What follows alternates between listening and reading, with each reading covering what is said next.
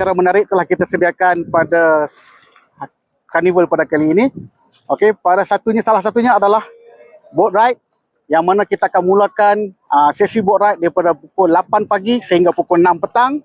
Kemudian pada setiap hari bermula daripada 27 Disember sehingga 31 Disember kita ada demonstrasi kepakaran gerahas yang mana 27 dan 28 pada jam 10 hingga 11 pagi pada sesi pagi dan pada jam 4 petang hingga 5 petang bagi sesi petang adalah demonstrasi daratan.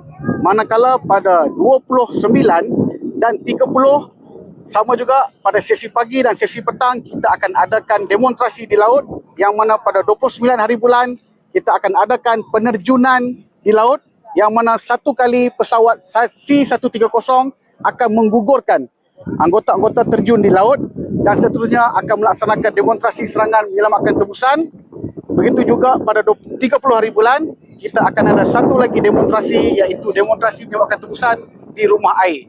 Itu adalah antara acara-acara yang menarik yang disediakan sepanjang karnival pada kali ini. Seronok je tu.